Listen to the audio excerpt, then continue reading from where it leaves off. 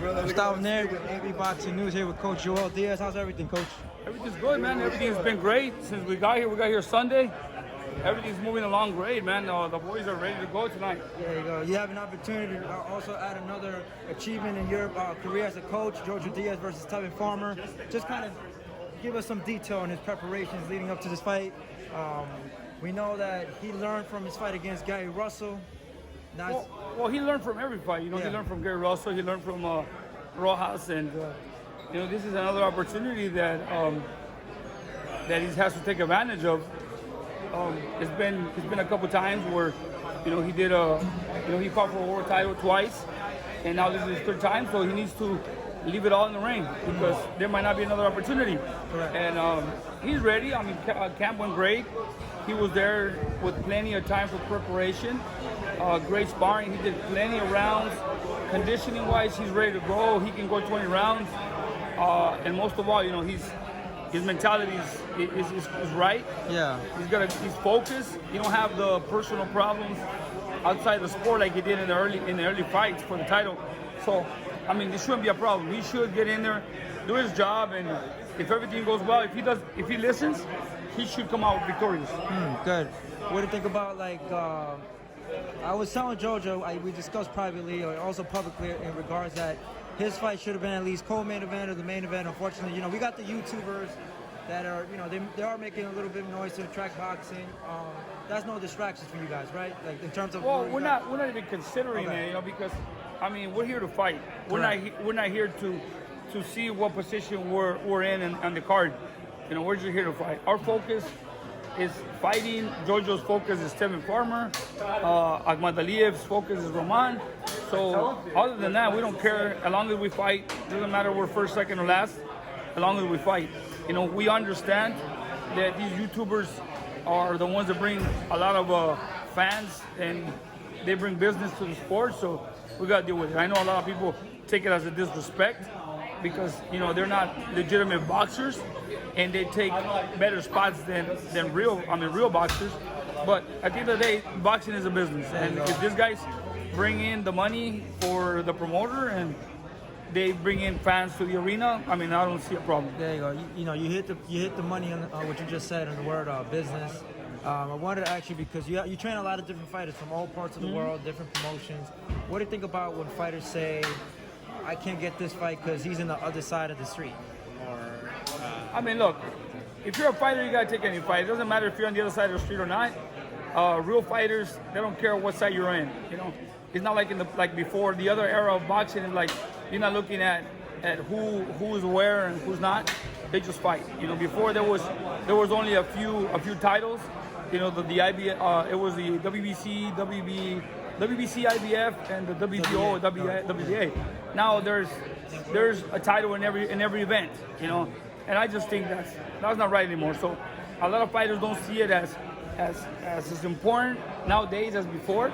Now they're doing it for the money. And I just think that every fighter that is legitimate and a real fighter shouldn't be thinking about, I won't fight him because he's on the other side of the street. I mean, that's just bullshit. They should just fight. There you go. Pacquiao supposedly coming back late spring, early summer. We just looked at Danny Garcia's performance against Ivan Rekhash. Some might say it's not the best, but you know, he got the job done. Was that performance justified for him to get that fight, or would you like to see Pacquiao with McGregor, Spence after the accident? What would you like to see for Pacquiao next? Well, I mean, I want to see a lot of fights, but it's not what I think. It's not what I want to see. It's what the business plays, you know. There's a lot of fights there's a lot of fights that should be made in the sport of boxing, and they're not made because there's no business in them. Yeah. I mean, a lot of fans, a lot of boxing fans want to see certain fights, but they don't see them because there's no business. At the end of the day, it's not what the fans want. It's what the business plays. Yeah. I mean, a lot of people want to see Crawford and Spence. It's not happening. Yeah. You know, a lot of people want to see, you know, like Lomachenko and Teofimo Lopez. I just think it's not the right time for the fight. Should build it up a little more. Let the people know who exactly Teofimo Lopez is. And the reason why I think is because I no disrespect to Lomachenko. He's one of the greatest, but I don't think he sells a pay-per-view. You know, I mean, I don't know, but I've never seen Lomachenko selling a pay-per-view himself, and I don't think Teofimo Lopez it's well known. He's a great fighter, young prospect coming up. He has power. He moves well. He's a smart kid. He's proven himself, but I just think he needs to be known by more in the public, in the boxing world, you know. And it's not the right time yet. And like I said, going back to the same question, it's not who I want Pacquiao to fight, but if you want to see a good fight, you know, you're gonna have a Danny Garcia that comes forward, and he's gonna play up a good fight against Pacquiao. Teofimo, you mentioned, I'm gonna let it go. I know you got to go. Teofimo Lomachenko. We know you mentioned he's young. That's the fight that might happen May, June. If he defeats Lomachenko, do we put him up right there in the pound for pound listings? Oh, definitely, because right now Lomachenko is among pound for pound the best. But I honestly think that Lomachenko will beat him not because he's better, because he's more mature in the sport. I think Teofimo Lopez is young, and he needs a little bit more experience. You know, he has great ability. He's a great fighter, like I said, but I just think that he's too soon right now. I mean, first of all, it doesn't bring nothing to the business of sport, and second of all, I just think they should wait a little more because, I mean, he's still young. You know, right now, I think Lomachenko has plenty of experience, ring experience to beat him. You know, but outsmart him a little bit. You know, but that's the only thing I think about that fight. Okay, lastly, what's your predictions for Wilder Fury, the rematch? Wilder did say if he gets knocked out, he'll retire. Do you believe? So Tyson Fury commented to the media that he's stating that he will knock out Wilder in 2 rounds.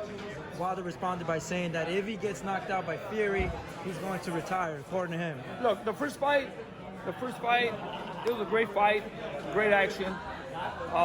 Wilder put Tyson down. He came up, but honestly, I thought Tyson Fury was winning the fight. You know, he's a smarter boxer. But I think on this one, I think Wilder's just gonna go for the kill and put him out. All right, thank you for your time, Joel Diaz. Like I said, good luck for you guys tonight. Jojo got a big title fight tonight in Miami on DAZN against Tevin Farmer. Like I said, hopefully he gets the job done. Thanks, Joel.